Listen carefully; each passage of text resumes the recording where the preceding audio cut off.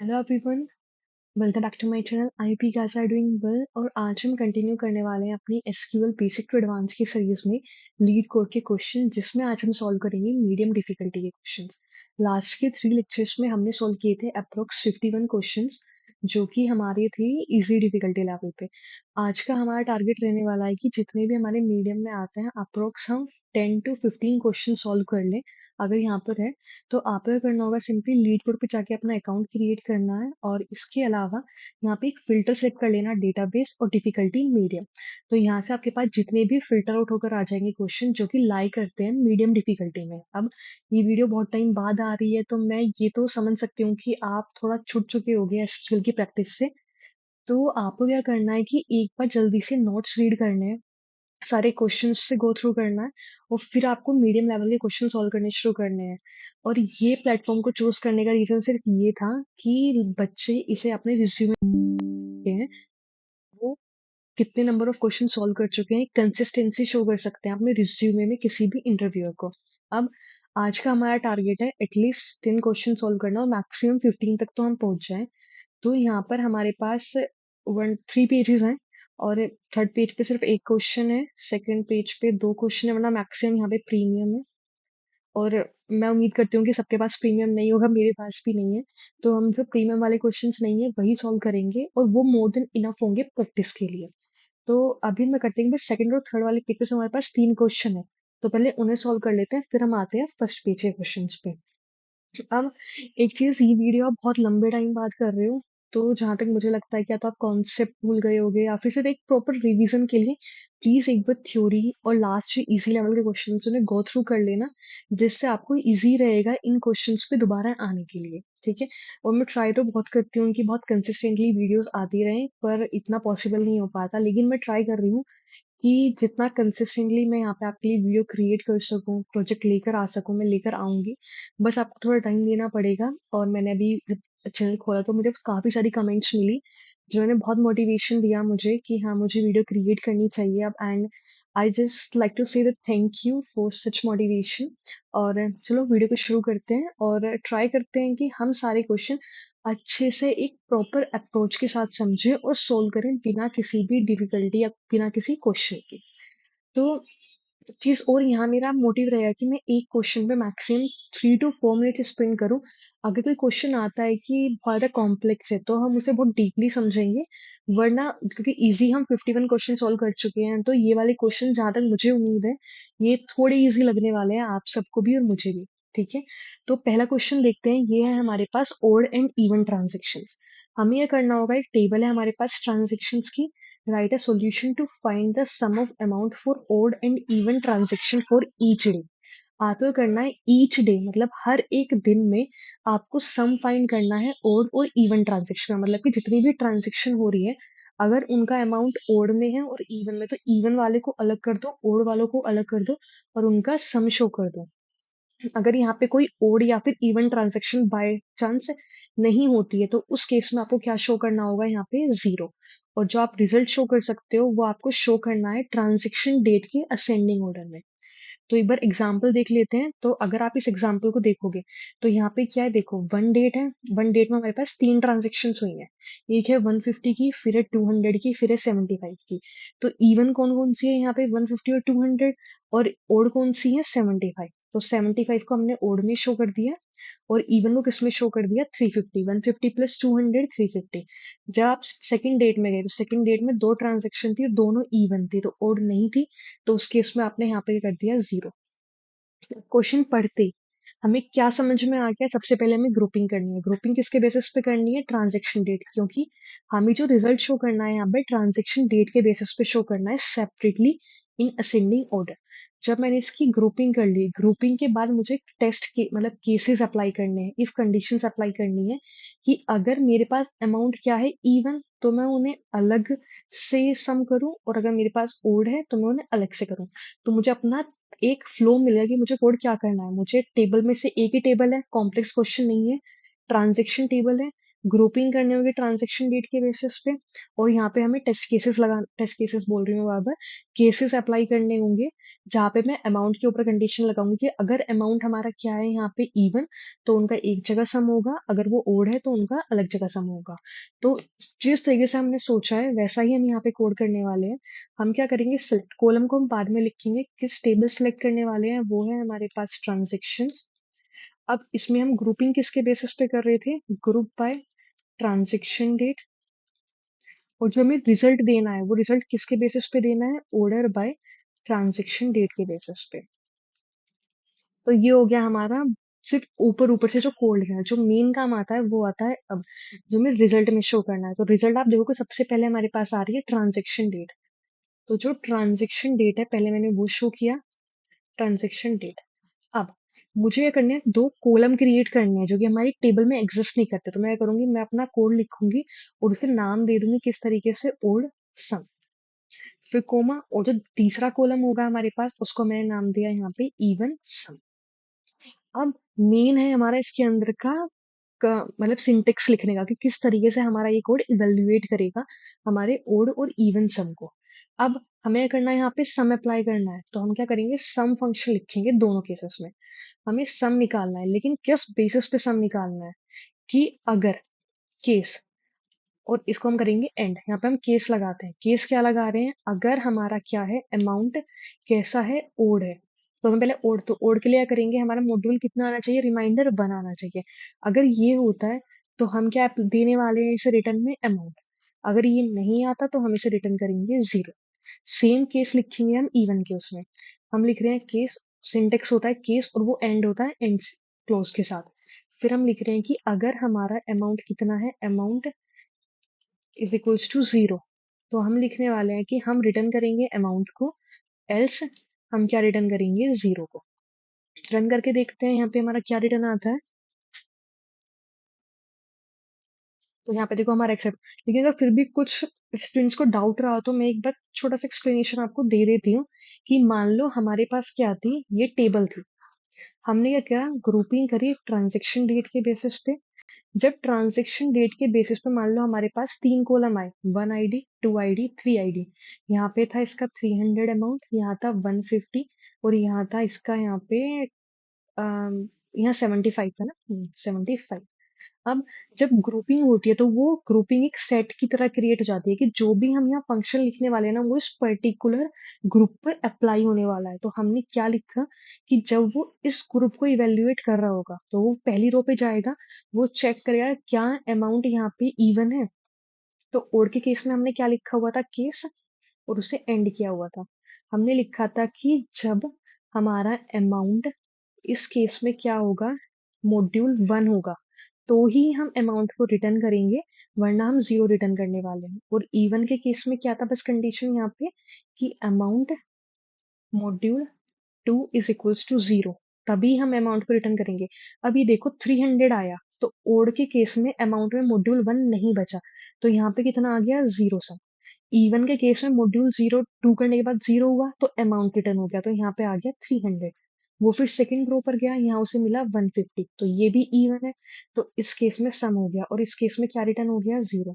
जब वो third row पर गया तो उसे मिला 75 जो कि है ओड नंबर, तो यहाँ पे किसका सम हो जाएगा, 75 का, और यहाँ पे सम हो जाएगा 0 का। तो ये रिटर्न होके आ गया 75, और ये रिटर्न होकर आ गया हमारे पास 450। तो ये हुआ, सिंपल क्वेश्चन था। ठीक है, अभी ये हमारा यहाँ तो रन कर चुका है, इसे सबमिट करके देखते हैं।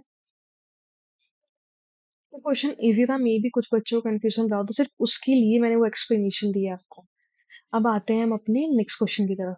तो थर्ड पेज पे तो हमारा सिर्फ एक ही क्वेश्चन था जो कि हम यहाँ पे सोल्व कर चुके हैं।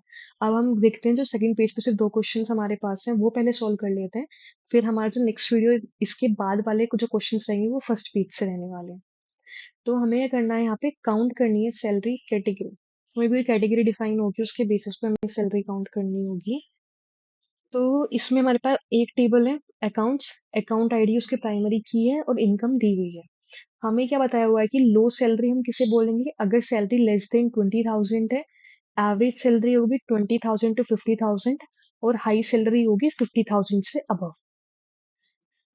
और हमें जो रिजल्ट देना है अच्छा, हमें रिजल्ट भी सिर्फ इन 3 कंडीशंस में देना है कि जो हमें ये टेबल दी हुई है यहाँ पे अकाउंट्स की, इसमें जो अकाउंट आईडी है 3, 2, 8 एंड 6, हमें ये काउंट करनी होगी कि कितने एम्प्लॉयज है, कितने अकाउंट्स में जो सैलरी है वो लो सैलरी के अंदर आ रही है, कितनों की एवरेज है और कितनों की हमारे पास हाई, तो काउंट करना है। तो ये तो और भी सिंपल क्वेश्चन है। तो आई थिंक मीडियम थोड़े ज्यादा सिंपल क्वेश्चन आ रहे हैं, मे बी इसके बाद थोड़े हार्ड रहे। तो इसमें में समझ में आ गया हमें क्या करना होगा। हमें लो सैलरी कैलकुलेट करनी है, एवरेज सैलरी कैलकुलेट करनी है और हाई। और सेम क्वेश्चन हम पहले भी कर चुके हैं इजी लेवल में। अब मैंने आपको बताया था कि जब हमारे पास एक टेप हमने दो कंडीशन सॉल्व करी थी। आप प्लीज ट्राई करना उन क्वेश्चंस को दोबारा सॉल्व करने की। एक एक टाइप के क्वेश्चंस बनते हैं कि हमारे पास टेबल में वो कॉलम्स दिए रहते हैं और जो हमें रिजल्ट देना होता है वो कैसे देना होता है कि जैसे आपने एक स्टोर वाला किया था, आपको ध्यान होगा स्टोर दे रखा था और फिर आपको क्रिएट करने थे स्टोर वन, स्टोर टू। यहाँ पे स्टोर टू में कितना अमाउंट है, स्टोर थ्री में। तो यहाँ पे पहले अलग से दिए हुए थे स्टोर वन, यहाँ दूसरा कॉलम स्टोर टू का, और यहाँ पे आपको एक सिंगल कॉलम क्रिएट करना था। सेम चीज हो सकती थी। एक क्वेश्चन और तो मुझे ध्यान नहीं आ रहा किस केस में हमने किया था, कि यहाँ पे हमारे पास तीन कॉलम ऐसे लिखे हुए थे और फिर हमें इन्हें अलग अलग करना था, store one, store two, store three. तो सेम चीजें हमें इस क्वेश्चन में अप्लाई करनी होगी। तो उसमें हमने यूनियन ऑल यूज किया था, अगर आपको ध्यान हो। और मैंने आपको डिफरेंस बताया था यूनियन और यूनियन ऑल में क्या डिफरेंस होता है। यूनियन करते वक्त हमारी जो डुप्लीकेट रोज होती हैं वो चेक होती हैं और वो रिजल्ट में सिंगल टाइम अपीयर होती हैं। लेकिन यूनियन ऑल क्या करता है, वो डुप्लीकेसी चेक नहीं करता और जितनी रोज फर्स्ट, सेकंड, थर्ड या फोर्थ टेबल में होती हैं उन सबको जितने भी नंबर ऑफ टाइम्स वो रिपीट हो रही होती हैं उन्हें रिटर्न कर देता है रिजल्ट में। अब सबसे इजी काम क्या रहने वाला है कि हम लो सैलरी अलग से कैलकुलेट कर लें। ऐसे क्वेश्चन हमेशा ऐसे सोल्व किया करो कि आप पूरे टेबल में से ये पता लगा लो कितने लोगों की लो सैलरी है, कितने लोगों की हमारे पास एवरेज सैलरी है और कितने लोगों की हमारे पास यहाँ पे हाई सैलरी है। और इन सबको क्या कर दो, यूनियन ऑल कर दो। और ये सबसे इजी और सबसे बेस्ट तरीका है इस क्वेश्चन को सोल्व करने का। तो वही हम सेम पैटर्न जैसे हमने इजी में किया था वही हम पैटर्न यहाँ पे अप्लाई करने वाले हैं। हम क्या करने वाले हैं, पहले हम सेलेक्ट करेंगे। सेलेक्ट क्या करने वाले हैं, लो, लो सैलरी। हमने कॉलम का नाम दिया, मतलब जो वैल्यू है उस कॉलम के अंदर वो किसके अंदर जाएगी, कैटेगरी के अंदर जाएगी। अब जो हमारे पास यहाँ पे क्या आने वाला है, काउंट आने वाला है, डिस्टिंक्ट। ये तो प्राइमरी किया तो हमें डिस्टिंक्ट लिखने की यहाँ नीड नहीं है। और यहाँ आ गया हमारे पास अकाउंट आईडी, जिसको हम किसकी तरह नाम देंगे यहाँ पे, अकाउंट्स काउंट। इस टेबल में से अकाउंट्स टेबल में से। अब क्या कंडीशन होने वाली है, जहां पर इनकम क्या है हमारे पास, इनकम लेस देन है 20,000 से। तो ये हो गया हमारे पास लो सैलरी वाला काम। यहाँ ये मैं आपको रन करके दिखाऊं ना यहाँ पे इतना केस, तो देखना हमारे पास सिर्फ काउंट कैटेगरी आएगी, कैटेगरी के अंदर लो सैलरी आएगा। देखो रिजल्ट देखना यहाँ पे, देखो लो सैलरी आया कैटेगरी के अंदर और कितना काउंट आया, वन। तो देखो हमारे पास ये चीजें आ गई। अब मैं क्या करती हूँ, सेम कोड को मैं रेप्लीकेट करती हूँ।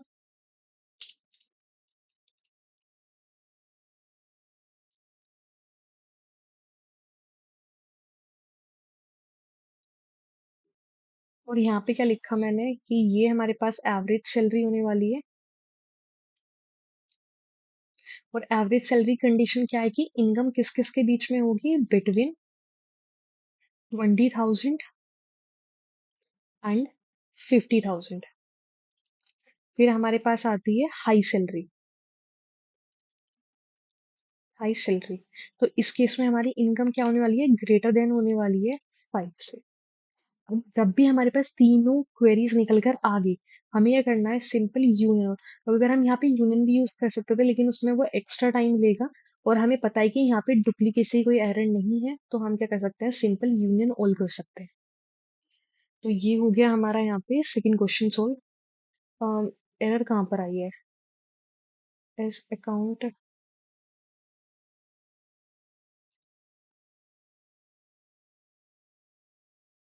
फिर यहाँ पे हमने यूनियन ऑल नहीं लगाया, ये वाला कोड ऊपर का हटा देते हैं, डबल डबल बार हमारा कॉपी हो चुका है।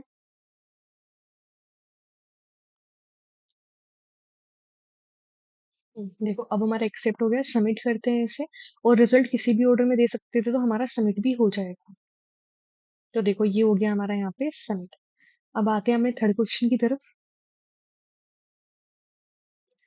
थर्ड क्वेश्चन में क्या है हमारे पास?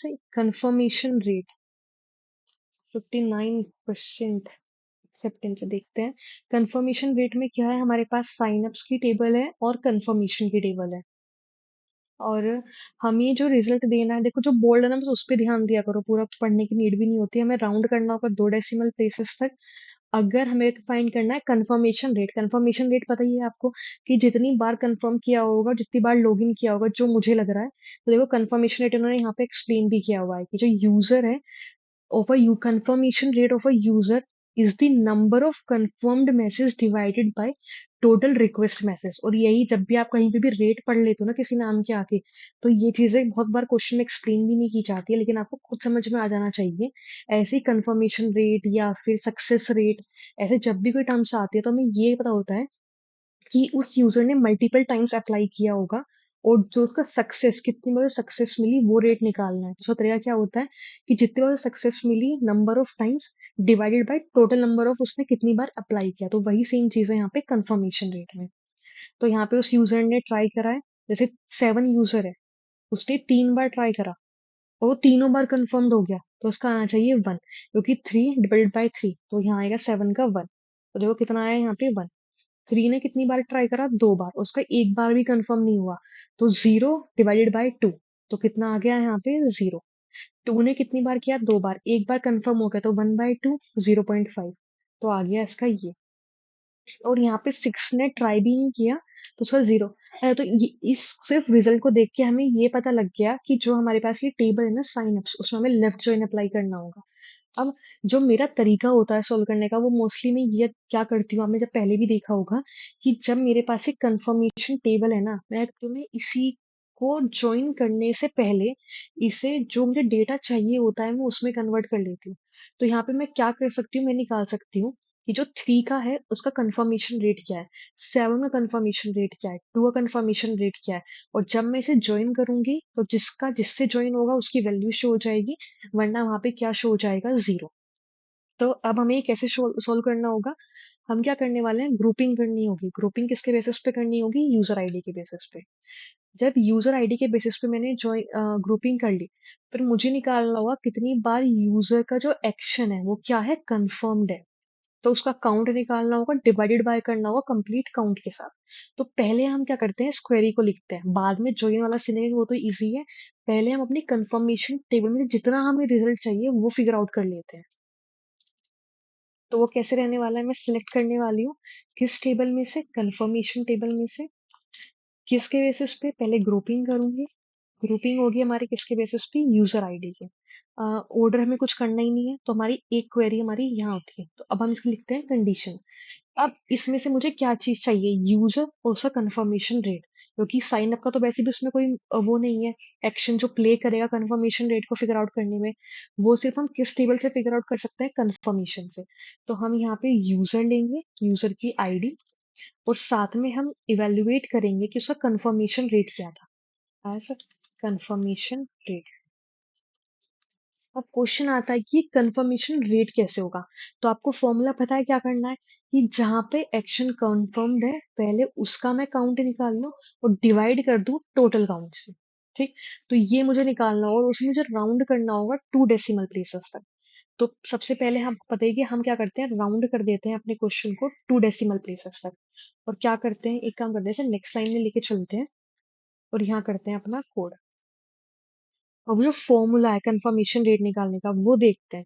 सबसे पहले हम क्या फाइंड करने वाले हैं? काउंट। अब एक चीज बताओ मुझे, वैसे हम ये चीज पहले भी डिस्कस कर चुके हैं, पर इसलिए मैं दोबारा आपको एक्सप्लेन कर देती हूँ कि मान लो मेरे पास सेकंड यूजर है, उसने 3 बार एक्शन परफॉर्म किया, और जब उसने एक्शन परफॉर्म किया तो उसका यहाँ कंफर्म्ड हो गया, यहाँ नोट कंफर्म्ड और यहाँ कंफर्म। तो मैं इसका कंफर्मेशन रेट कैसे फिगर आउट करूंगी? तो कंफर्मेशन रेट का फिगर आउट करने का तरीका क्या होगा कि जब मैंने ग्रुपिंग कर ली तो ये एज अ सिंगल अलग से डील किया जा रही है इसके साथ। तो जो ये वाला एक्शन है, मैं क्या करूंगी, सम करूंगी, क्योंकि मुझे ये पता लगाना है कितनी बार हमारा कंफर्म्ड है। सम क्या करूंगी, अगर मेरा यहाँ पे एक्शन किसके इक्वल है, एक्शन अगर मेरा इक्वल है कंफर्म्ड के अलावा, तो मैं रिटर्न कर दूंगी 1, वरना मैं कर दूंगी 0। अब इससे क्या होगा, वो पहले उस पे जाएगा, चेक करेगा एक्शन क्या है, कंफर्म्ड है, तो रिटर्न कर देगा 1। सम अप्लाई हो रहा है, फिर दूसरी रो पर गया, उसने चेक करा वो कंफर्म्ड नहीं है, तो उसने क्या रिटर्न कर दिया, 0। फिर वो तीसरी रो पर गया, उसने क्या करा, यहाँ पे कंफर्म चेक करा, तो उसने क्या रिटर्न कर दिया, 2। तो इससे मेरे पास कितनी आ गई, रोज 2 आ गई। कितनी नंबर ऑफ रोज है जिनमें कंफर्म्ड है, तो इतने पार्ट से हमारे पास आ जाएगा कंफर्म्ड रोज। और अगर मैं यहाँ पे लिख दूंगी काउंट स्टार, तो इससे आ जाएगा मेरे पास जितनी भी नंबर ऑफ रोज थी वो आ गया यहाँ पे 3। तो यही हमें यहाँ पे करना होगा। हम क्या करेंगे, हम सम करना चाहते हैं किसके बेसिस पे, अगर हमारा एक्शन क्या है यहाँ पे, कंफर्म्ड। कंफर्म, और अगर कंफर्म्ड है हमारा एक्शन, तो हमें क्या रिटर्न करना होगा, 1, वरना हमें कंफर्म रिटर्न करना है 0। अब इतना करने के बाद हमें क्या करना होगा, इसे डिवाइड करना होगा किससे, काउंट स्टार्ट से। हम इसे एक बार रन करके देखते हैं कि जितना हमने कोड लिखा है क्या वो सही है या नहीं है। तो हमारे पास कंफर्मेशन डज नॉट एग्जिस्ट, तो कंफर्मेशन है टेबल।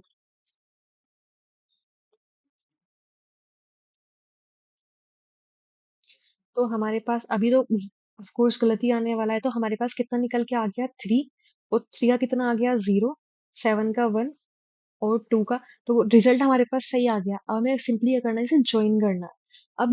अब हम क्या करते थे, हम इस क्वेरी को सब क्वेरी बना देते हैं, और इसे क्या करते हैं, एक अलग से टेबल की तरह क्रिएट। अब ये करके क्या आ चुकी है, ये एक अलग टेबल आ चुकी है। आप देख लो, जो ये वाली टेबल है, ये एक अलग से टेबल क्रिएट हो चुकी है, और इसको मैं नाम दे देती हूँ टेम्पररी टेबल। इसे हमें ज्वाइन किससे करना है, हमें इसमें से सिलेक्ट करना होगा यूजर की आईडी, और ये हमारी होगी यूजर टेबल से, यूजर की आईडी। और साथ में हम क्या करेंगे, यहाँ पे कंफर्मेशन रेट। अब किसमें से करने वाले हैं, फ्रॉम साइनअप्स, इसको हम नाम दे देते हैं एस। और इसमें हम क्या करने वाले हैं, लेफ्ट ज्वाइन अप्लाई करेंगे। और किस टेबल से, यहाँ पे ये टेबल है हमारे पास क्या, टेम्प। किसके बेसिस पे करेंगे, जहाँ साइनअप्स टेबल में यूजर आईडी है, और टेम्प टेबल में क्या है, यूजर आईडी। और हमें रिजल्ट किसका चाहिए था, ये साइन अप वाले की यूजर आईडी का। अब इसे रन करते हैं।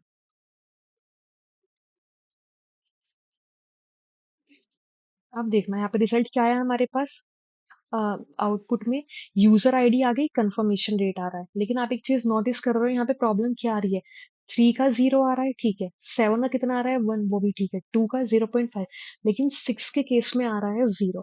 और मैंने इसके लिए आपको दो फंक्शन बताए थे, इफ नल, और क्या एक था हमारा फंक्शन यहाँ पे, कॉलिस, COALESC इसकी स्पेलिंग है। और ये हमारा नल कंडीशन को चेक करता है कि अगर हमारा कंफर्मेशन रेट नल निकला, तो उस केस में हम यहाँ क्या शो करने वाले हैं, 0 0।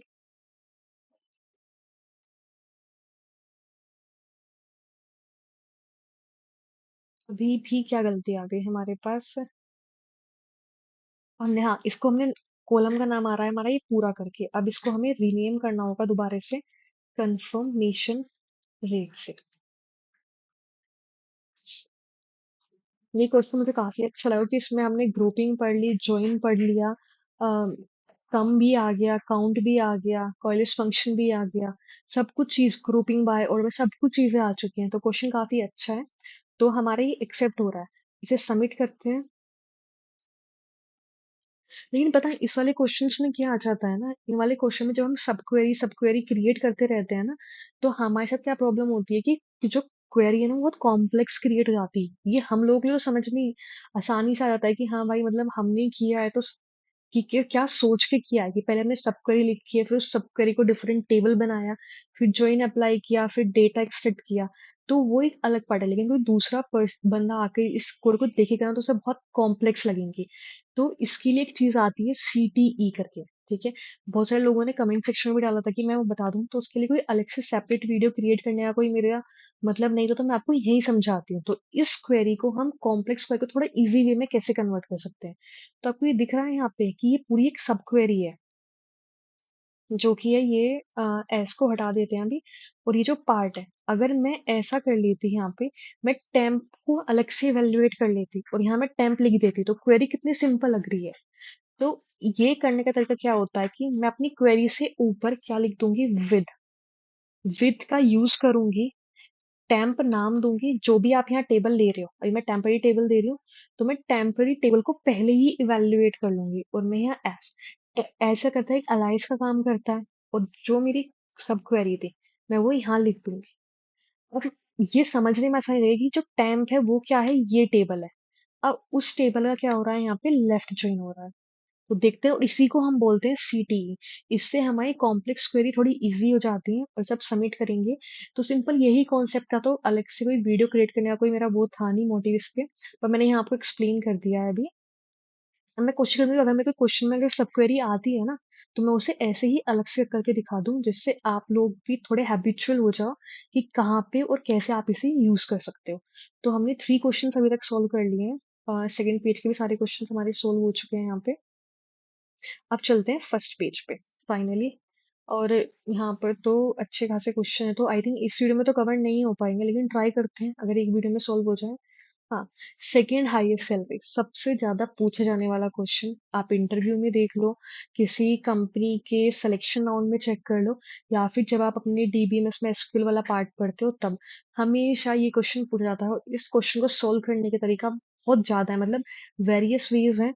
तो जब आपको करना होगा, सिंपल समझ में आ रहा है कि एक एम्प्लॉय टेबल, और जिस जो बंदा एसक्यूएल पढ़ रहा है ना, उसने ये क्वेश्चन अपनी लाइफ में मल्टीपल टाइम सोल्व किया हुआ होगा। अब हम क्या करते हैं, इसके एक या दो तरीके देखते हैं तो कैसे सोल्व कर सकते हैं। जब हम इस क्वेश्चन को पढ़ते हैं, पहली चीज हमारे माइंड में क्या आती है कि हमारे पास यहाँ पे वो सैलरी के टर्म्स में हो सकता है, इनकम कुछ भी हो सकता है, ठीक है। यहाँ पे सैलरी के टर्म्स में ही है शायद। यहाँ पे क्या है, हाँ सैलरी। तो मान लो मेरे पास ये सैलरी कॉलम है, और जो सबसे पहला तरीका मेरे माइंड में आने वाला है वो क्या है, मान लो पहले पर्सन की 100 है, फिर 200 है, फिर 700 है, और फिर 400 है।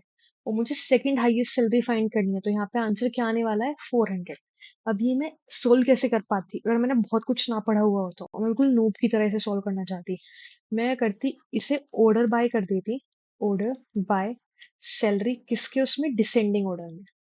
तो जो ये ऑर्डर है वो कैसा क्रिएट हो जाता है, ये हो जाता है 700, 400, 200 और 100। अब दो तरीके हैं जो बहुत मैक्सिमम यूज किए जाते हैं। तो पहला एक तरीका क्या है कि मैं इसको एज अ सब क्वेरी लूं, और इसमें से ये पता लगा लूं कि मेरे पास जो है ना वो 700 अमाउंट जो है ना वो मैक्सिमम है। फिर इस सब क्वेरी को मैं अलग लिखूं, मुझे सब क्वेरी से मैक्सिमम अमाउंट निकल कर आ गया।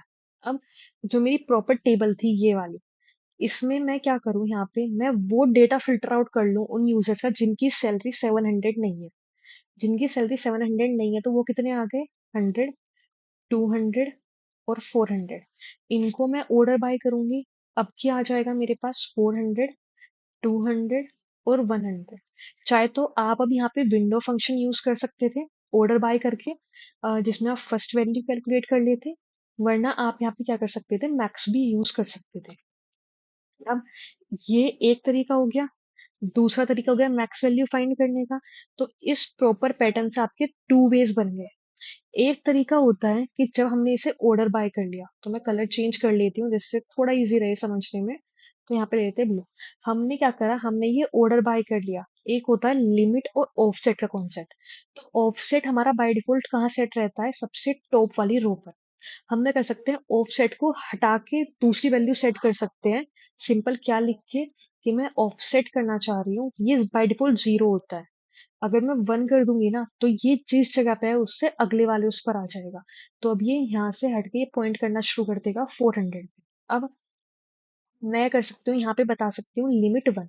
मुझे इस जगह पे ऑफसेट सेट करके मुझे सिर्फ एक ही रो चाहिए इन रिटर्न, तो वो क्या हो जाएगी मेरे पास, 400। एक तरीका हो गया ये करने का। तो ये हो गया इसका थर्ड वे। अब इसके अलावा और क्या तरीके हो सकते हैं, अब मैं जाती हूँ थोड़ा सा विंडो फंक्शंस की तरफ। एक आपने विंडो फंक्शन फर्स्ट वैल्यू पढ़ लिया, एक आपने लिमिट ऑफसेट कर लिया, एक आपने ये नॉर्मल की ऑर्डर बाय के मैक्स यूज कर लिया। अब आते हैं इसके फोर्थ वे पे। आई थिंक इसके अलावा तो कुछ होता नहीं होगा, लेकिन अगर इसके अलावा भी कुछ और हो तो प्लीज मुझे बताना। फोर्थ वे क्या होगा, आपने कॉन्सेप्ट पढ़ा था रैंक एंड डेंस रैंक वाला। अब उसमें क्या होगा कि हम क्या करते हैं, यहाँ पे डेंस रैंक यूज करते हैं। तो जो हमारे पास ये टेबल है, मान लो हमारे पास टेबल थी 100, 200, 700 और 400। जब हमने इस पे डेंस रैंक अप्लाई करी तो ये हमारी कैसे आ जाएगी टेबल? 700, 400, 200 और 100। और इसकी डेंस रैंक 1, इसकी 2, इसकी 3, इसकी 4। जब मेरे पास डेंस रैंक आ गई, फिर मैं इसमें क्या करूंगी? मैं वो फिल्टर आउट कर लूंगी जिनकी डेंस रैंक क्या है? 2। जब मैंने डेंस रैंक 2 फिल्टर आउट कर ली तो वो कितना आ गया? 4, 400। अब इस केस में अगर डिस्टिंक्ट, अगर मल्टीपल टाइम सैलरी, बहुत सारे लोगों से हो सकते हैं जिनकी क्या है सैलरी सेम है, तो यहाँ पे ऐसा हो सकता था कि इससे नेक्स्ट वाले पर्सन की 100 होती ऐसे करके। तो उसमें भी ये सब चीजें काम करती, तो हमें यहाँ पे सिंपल क्या करना पड़ता, हमें यहाँ पे डिस्टिंक्ट फाइंड करना पड़ता कि डिस्टिंक्ट सैलरी रिटर्न में दे दो। तो ये चीज का ध्यान रखना। और अब मैं करूंगी, मैं ये तो आप शायद कर सकते हो ये वाला, मैं ये लिमिट और ऑफसेट वाला करके दिखा देती हूँ दोनों को। फिर जो आपका मन करे आप उसे यूज करना उसके आगे। आई थिंक इससे अच्छे से मैं आपको समझा भी नहीं सकती इस क्वेश्चन को, लेकिन अगर आपने ये क्वेश्चन सोल्व कर लिया ना, तो अभी आपने 1 के लिए किया था, फिर आपने सेकंड हाईएस्ट, ऐसे आप एन हाईएस्ट सैलरी के लिए भी कर सकते हो। तो ये 3-4 टाइप के बहुत बेसिक क्वेश्चन है जो आपको बहुत जगह देखने के लिए मिल जाते हैं। तो पहले हम लिमिट और ऑफसेट से करते हैं। तो हमने क्या किया, सेलेक्ट करा, रिटर्न में क्या देना है, हमें सिर्फ सैलरी देनी है। Select salary as second highest salary. और किस टेबल से हम फाइंड कर रहे हैं? हम कर रहे हैं इसे एम्प्लॉय टेबल से फाइंड। अब किसके बेसिस पे कर रहे हैं? सबसे पहले हमने इसमें से आ, हाँ, तो इसमें हम ऑर्डर बाय कर रहे हैं। ऑर्डर बाय किसके बेसिस पे? सैलरी, डिसेंडिंग ऑर्डर में। उसके बाद हम क्या कर रहे हैं, यहाँ पे लिमिट सेट कर रहे हैं कि रिजल्ट में हमें सिर्फ एक वैल्यू चाहिए और उसका ऑफसेट क्या होगा? 1। देखो इसे रन करके देखते हैं। तो गलती कहाँ आई है हमारे इसमें? अ, ये हमारे पास टेस्ट केस कौन सा पड़ा हुआ? अगर हमारे पास वैल्यू ही 1 है और हमें सेकंड हाईएस्ट चाहिए, और हमारा, हाँ, प्रॉब्लम क्या आ रही है, पहला टेस्ट, जो टेस्ट रिजल्ट आया था उसमें पहला पास हो चुका है। देखो अगर हमारे पास मल्टीपल वैल्यूज हैं तो ये तो पास हो गया, लेकिन अगर हमारे पास वैल्यू ही 1 है तो हम सेकंड हाईएस्ट निकालेंगे कैसे? तो हमारे रिजल्ट में कुछ नहीं आ रहा, और हमें क्या करना है, यहाँ पे नल शो करना है। तो उसके लिए सबसे अच्छा तरीका होता है करने का कि हम क्या करें, इस क्वेरी को यहाँ से ये हटा देते हैं, जो हमने पहले भी यूज किया है, ज्यादा एक्सप्लेन करने की नीड नहीं है वैसे इसमें। तो हम इसके लिए क्या करेंगे, इस पार्ट को यहाँ से हटा के इससे एक सब क्वेरी क्रिएट कर लेंगे, और यहाँ हम सेलेक्ट कर लेंगे, सेलेक्ट सैलरी, और इसको हम नाम दे देंगे एज ये। तो इतना करने से हमारा हो जाएगा काम। देखो हो गए पास। सबमिट करते हैं।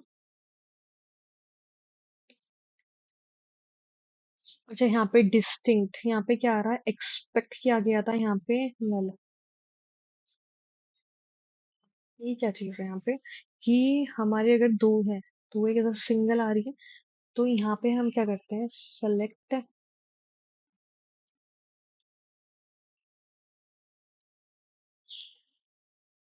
अगर यहाँ हम डिस्टिंक्ट लगाएं, इस क्वेरी को ही हम क्या कर लेते हैं, कॉपी कर लेते हैं, और टेस्ट केसेस में जाते हैं और यहाँ पे इसे अपडेट करते हैं। अब करते हैं ना।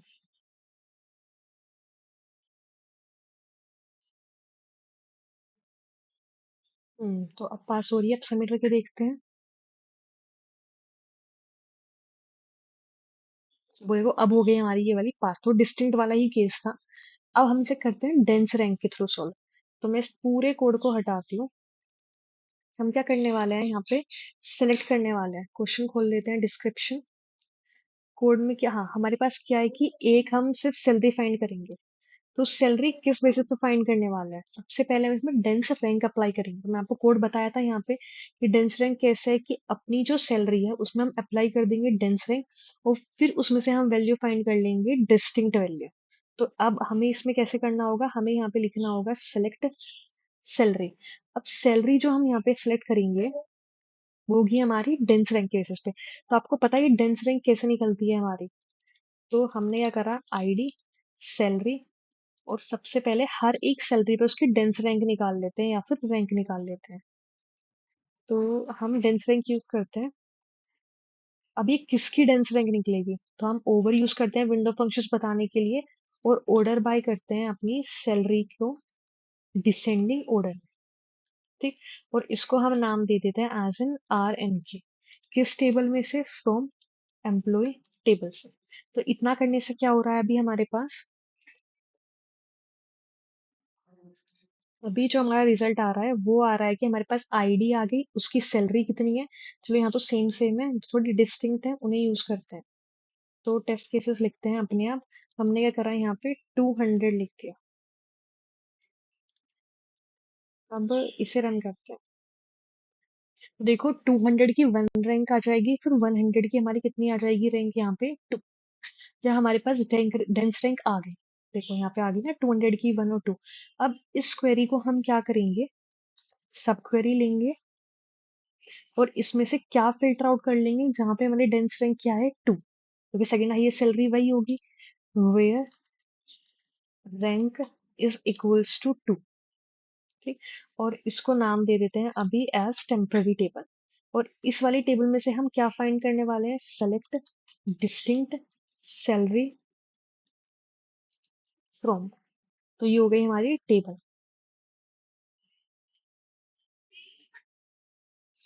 अभी क्या गलत हुआ है हमारा इसमें कि, अच्छा हमने इसको सैलरी नाम दिया और उसका कॉलम का नाम होना चाहिए एज सेकंड हाईएस्ट सैलरी।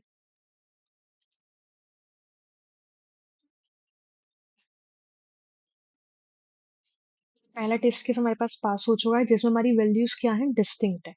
अब आता है हमारे पास, अगर हमारे पास ये नल वाला केस आ रहा है, तो इसके लिए हम क्या करने वाले हैं? वही सेम चीज, इसको हम क्या करेंगे, एज को बाहर निकाल लेंगे, और इसको सब क्वेरी की तरह रखकर, तो बस यही प्रॉब्लम होता है जो कि जो हमारा लिमिट और ऑफसेट वाला है ना, वो एक थोड़ा इजी वे है इस क्वेश्चन को सॉल्व करने का। तो मैक्सिमम जब भी आप सेकंड वाला देखोगे ना, तो वो इन्हीं तरीके से सॉल्व होता है। तो देखो अभी हमारे टेस्ट केसेस पास होने लगे हैं, और सबमिट करके देखते हैं इस केस में। तो देखो यहाँ पे हो गया हमारा एक्सेप्ट। तो आपके ऊपर है, डेंस रैंक यूज करो, ग्रुप बाय मैक्स यूज करो, लिमिट ऑफसेट यूज करो, फर्स्ट वैल्यू यूज करो। तो मैंने 200 करके दिखा दिए, अब बचे हुए आप ट्राई करना सोल्व करने का। अभी बढ़ते हैं आगे। तो हमने approx three three four four question solve कर चुके हैं हम। तो थ्री फोर क्वेश्चंस खोल लेते हैं और साथ साथ सोल्व करते हैं इसे। तो एन अच्छा ही, तो मैंने बताया था कि ऐसा क्वेश्चन भी आता है कि अभी आपने फर्स्ट फर्स्ट आपको पता था कैसे फाइंड करना है मैक्स यूज करके, सेकंड आपको पता लग गया लिमिट ऑफसेट यूज करके। अब हाँ, इसमें एक अच्छी चीज क्या हुई कि यहाँ पे मैं प्रोसीजर, मतलब प्रोसीजर मैंने आपको पढ़ाया था कि वो क्या होता है, एज अ फंक्शन यूज किए जाते हैं, तो यहाँ पे हमें उसका यूज करना है। तो सबसे पहले मैं करती हूँ, मैं इसका ये वाला पार्ट हटा देती हूँ, तो आप भी हटा देना वरना आपकी सबमिट नहीं होगी क्वेरी। एक बार ट्राई कर लेना, अगर इन्होंने वाला फीचर दे दिया हो तो। मुझे नहीं पता, लेकिन ऐसे होती नहीं है। तो हम क्या करेंगे, हमें एन दिया हुआ है और हमें उस एन का क्या करना है कि एन एथ हाईएस्ट सैलरी फाइंड करके देनी है। तो सिंपल आप क्या करोगे, आप लिमिट, मैंने आपको बताया लिमिट और ऑफसेट, तो ऑफसेट बाय डिफॉल्ट 0 सेट होता है और हमें करना है एन। तो उसके लिए पहले हमें क्या करना होगा, यहाँ पे सेट करना होगा एन को किसके इक्वल? n-1 के इक्वल, n-1। तो सेट करने के बाद हम क्या करेंगे, सिंपल वाली क्वेरी लिखते हैं, मल्टीपल उसमें नहीं जाते, लिमिट ऑफसेट यूज करते हैं। हम क्या करने वाले हैं, सिलेक्ट करने वाले हैं सैलरी एज, किसकी तरह सेलेक्ट करने वाले हैं? Get nth highest salary. अच्छा, वो हमें ये जो वैल्यू है ना, ये खुद ही से नहीं दे देगा, तो बस हम सैलरी फाइंड करके देते हैं ऐसे। सैलरी फ्रॉम किस में से? एम्प्लॉय टेबल से। और एम्प्लॉय टेबल से फाइंड करेंगे इसे, फिर हमें ऑर्डर करना होगा, ऑर्डर बाय सैलरी। और आपको पता है कि हमें लिमिट सेट करनी है 1, ऑफसेट सेट करना है यहाँ पे n। तो इतना करने से होना चाहिए और डिस्टिंक्ट होना चाहिए। अभी आपको ध्यान होगा कि हमारा उसी वजह से क्वेरी सबमिट नहीं हो पाई थी, सबमिशन के टाइम प्रॉब्लम आई थी। ट्राई करते हैं कि क्या हमारा ये वाला कोड रन करेगा इस केस में। तो देखो हो गया एक्सेप्ट। आपने एक चीज सीखी, 4 तरीके सीखे उस क्वेश्चन को सोल्व करने के, और उसके बेसिस पे कितने इजीली हमारे क्वेश्चन सोल्व हो गए। आपका कितना रिवीजन हो चुका है? आप प्रोसीजर्स कर चुके हो, माइस्क्ल के फंक्शंस अप्लाई कर चुके हो, डेट टाइम न्यूमेरिक स्ट्रिंग्स, उसके अलावा सारे विंडो फंक्शंस आप अप्लाई कर चुके हो। अब यहाँ कहाँ एरर आ गई? इसमें आ गया हमारे पास आर्ग्यूमेंट था 1, और हमें फाइंड करना था सेलेक्ट, ये हमारी सेट होती फर्स्ट हाईएस्ट 300 आनी चाहिए थी, तो हमारे पास एरर कहाँ पे आई? तो 1 का जो ऑफसेट था इन वैल्यू, 1 माइनस 1 जीरो हुआ, और जीरो पे ऑफसेट रहता हमारा यहाँ पे limit 1। Order by salary descending order नहीं करा हमने, देखो कितनी बड़ी गलती करी। अब हो जाना चाहिए ये सबमिट।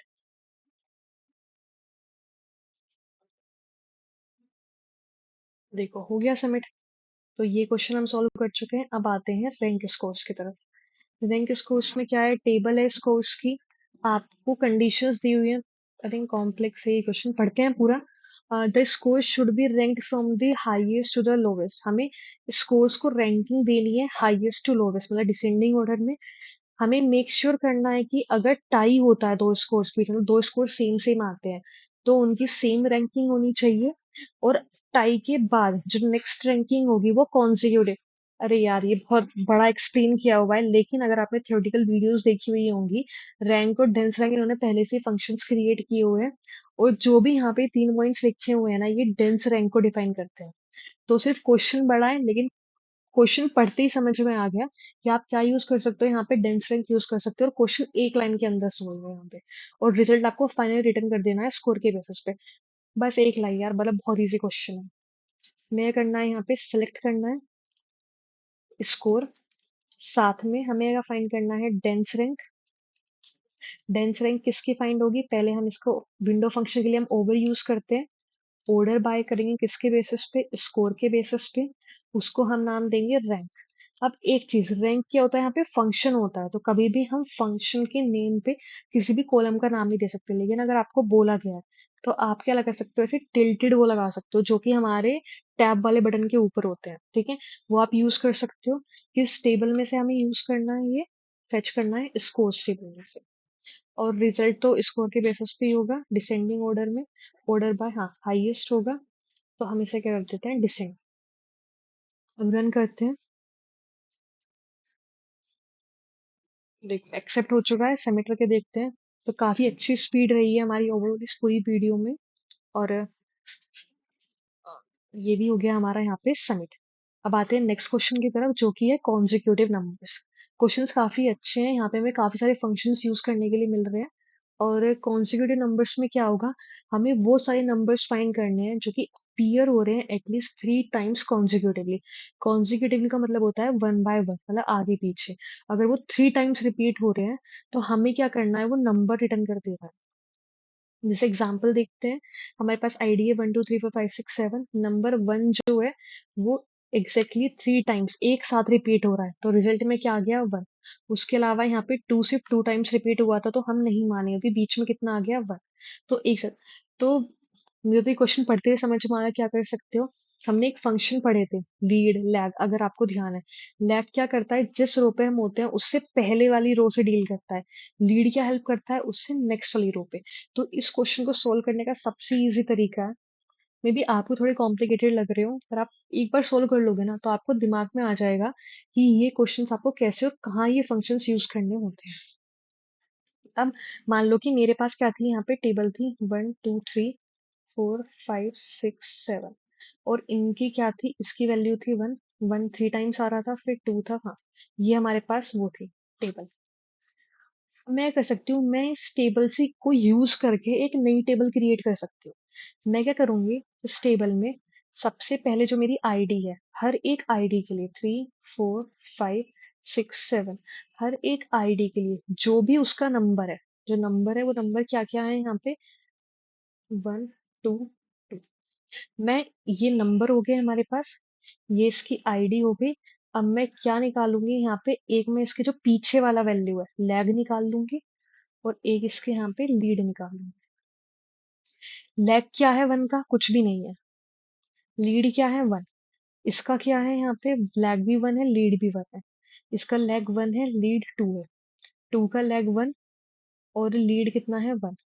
1 का 2 और 2, इसका lag 1 next two, lag two, और यहाँ पे नेक कुछ नहीं है। अब मैं सिर्फ वो नंबर्स फाइंड कर लूंगी जिसमें जो ये वैल्यूज है ना ये सेम है, नंबर के इक्वली उसका लेग और लीड है। तो यहाँ से ये रो आई, तो यहाँ से वन आ गया, और यहाँ पे कोई सी भी रो ऐसी आई नहीं।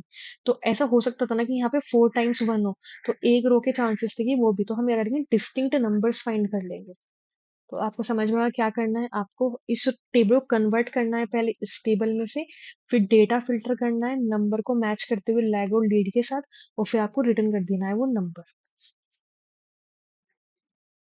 तो ये कैसे होगा, यहाँ पे सबसे पहले हम जो क्वेरी में समझिए ना वही लिखते हैं। हम क्या करने वाले हैं, सिलेक्ट करने वाले हैं कॉलम्स को, बाद में लिखेंगे किस टेबल में से, लॉग्स टेबल में से। अब तो कॉलम्स आएंगे, कॉलम्स क्या आने वाले हैं, एक आईडी आने वाला है, एक नंबर आने वाला है, और उसके बाद एक आएगा हमारे पास एज लेग, और इसके बाद जो कॉलम आएगा वो आएगा एज लीड। अब हमें जो ये फाइंड करना है, लैग और लीड कैसे फाइंड करेंगे, तो सिंपल तरीका, लैग और लीड फंक्शंस होते हैं हमारे पास। अब हमें लैग जो ये फाइंड करना होगा, किसका फाइंड करना है, नंबर का ही तो फाइंड करना है ना हमें यहाँ पे। तो ये कैसे हम लिखेंगे, यहाँ पे हम यहाँ लैग फंक्शन यूज करने वाले हैं, और लीड के लिए हम यूज करने वाले हैं लीड। अगर हम क्या करते हैं, नल यूज ना करें, हम क्या कर लेते हैं, पहले नंबर लिख के देखते हैं कि क्या ये क्वेरी सही रन करेगी या नहीं करेगी। तो हमने लॉग्स में से हर एक आईडी नंबर का लैग और लीड वाला कॉलम क्रिएट कर लिया। अभी क्या दे रहा है यहाँ पे हमें, विंडो फंक्शंस होते हैं। तो विंडो फंक्शन के लिए हम क्या यूज करते हैं, ओवर, और इसमें हम ऑर्डर क्या करने वाले हैं, ऑर्डर बाय आईडी, और वो असेंडिंग ऑर्डर में ही रहेगा। सेम चीज ओवर, ऑर्डर बाय आईडी। इसे रन करके देखते हैं। तो देखो अभी कोई एरर नहीं आई है, और हमारे पास टेबल क्रिएट होगी जैसे हमने यहाँ पे डिस्कस की थी।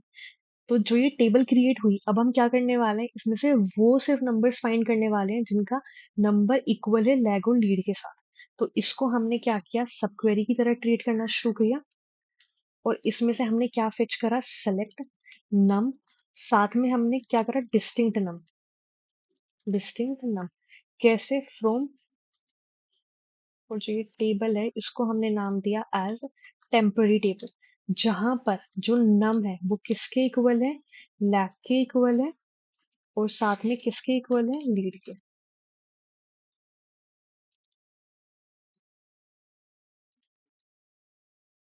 तो हाँ, हमें इसमें नम को नाम भी देना होगा एज कॉन्जिक्यूटिव नम्स। रन करते हैं। तो देखो अब हमारा हो चुका है ये एक्सेप्ट, सबमिट करते हैं। अब देखो इसमें भी सेम चीज आ रही है, हमारे पास सब क्वेरी कितनी बड़ी हो रही है, तो क्वेश्चन को समझने में थोड़ा मुश्किल हो रहा है इस सॉल्यूशन को। तो हम क्या कर सकते हैं, इसे सिर्फ टेम्प रखें यहाँ पे, इसे कट कर लेते हैं, और हमें करने वाले हैं, इसे फेच करने वाले हैं टेम्प टेबल से। टेम्प क्रिएट करनी पड़ेगी, तो यूज करेंगे विद टेम्प एज, किसकी तरह, इस टेबल से। तो ये जो क्वेरी होती है ना, ये सिर्फ तब तक एग्जिस्ट करती है, तब तक ये क्वेरी रन कर रही होगी, तभी तक ये टेबल एग्जिस्ट करेगी यहाँ पे। पहले टेबल क्रिएट हुई होगी, उसके बाद ये क्वेरी रन कर रही है। और उनके देखते हैं, लेकिन अब भी ये सक्सेसफुली रन भी हो जाएगा और सबमिट भी हो जाएगा।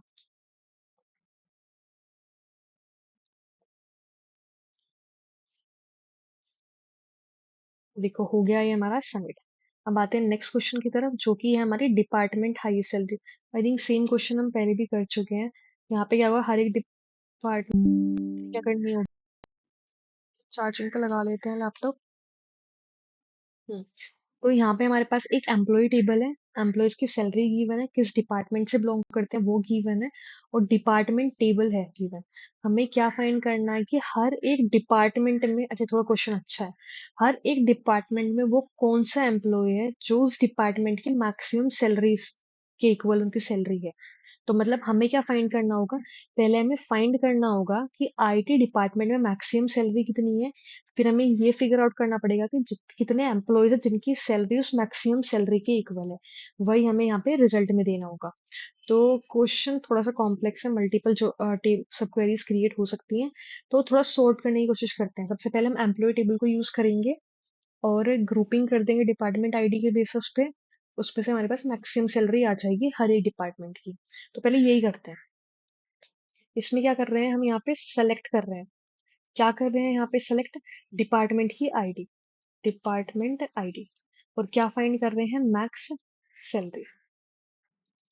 तो एक काम करते हैं, इसे हम वो कर लेते हैं, विंडो फंक्शन यूज कर लेते हैं, ओवर करा, इसे हमने पार्टीशन किसके बेसिस पे किया, पार्टीशन कर सकते हैं हम यहाँ पे। तो हम, हाँ, पार्टीशन बाय डिपार्टमेंट आईडी। तो डिपार्टमेंट आईडी की वजह से पार्टीशन कर लिया, और उसमें क्या कर लिया हमने, इसे मैक्सिमम सैलरी कैलकुलेट कर ली, इसे ऑर्डर भी कर लेते हैं। ऑर्डर करने की ऑर्डर रहने देते हैं, फालतू में टाइम एक ज्यादा लेगा ये चीज। और इतना किस टेबल में से हम यूज कर रहे हैं, फ्रॉम एम्प्लॉय। तो पहले हम इसे रन करके देखते हैं। और इतने बड़े क्वेश्चंस को सोल्व करने का सबसे अच्छा तरीका यही होता है कि सबसे पहले आप सब क्वेरी में से सॉल्यूशन निकाल लो, और उसी के बाद आप है ना वन बाय वन स्टेप्स में आगे बढ़ो। अभी क्या गलती आ चुकी है हमारे पास यहाँ पे, फ्रॉम एम्प्लॉय टेबल में से हमने डिपार्टमेंट आईडी फेच करी। अच्छा, यहाँ पे डिस्टिंक्ट आना चाहिए क्या, रन करते हैं। ठीक है, हमने यहाँ ओवर के बाद स्पेस दे दिया, ये है मेन प्रॉब्लम।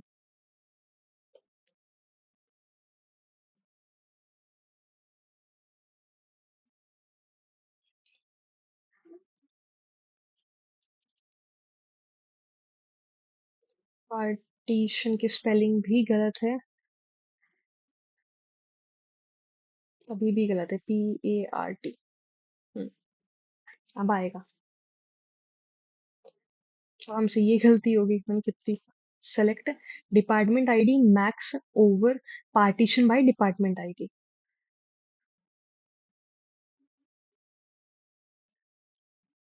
हम्म तो अभी देखते हैं कि हर एक डिपार्टमेंट में देख रहे हैं यहाँ पे वन वन वन, तो हमें क्या यूज करना पड़ेगा यहाँ पे, हमें यूज करना पड़ेगा डिस्टिंक्ट। तो अब हमारी हर एक डिपार्टमेंट की उसकी मैक्सिमम सैलरी निकल कर आ जाएगी। तो देख रहे हो IT वन वाले में क्या है हमारे पास, 90,000। टू वाले में क्या जो सेल्स है वो है 80,000। अब हमें क्या करना है, वो सारे एम्प्लॉयज निकालने हैं जिसकी सैलरी उनके इक्वल है। तो इसे क्या करते हैं, CT के थ्रू सॉल्व करते हैं।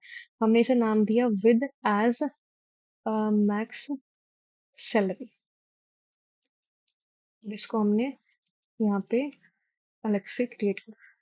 ठीक, इतना करने के बाद हम क्या करने वाले हैं, हम सिलेक्ट करने वाले हैं एम्प्लॉय का, हमें, हाँ, इसमें ज्वाइन करना पड़ेगा, हमें एम्प्लॉय का नेम चाहिए और डिपार्टमेंट का नेम चाहिए।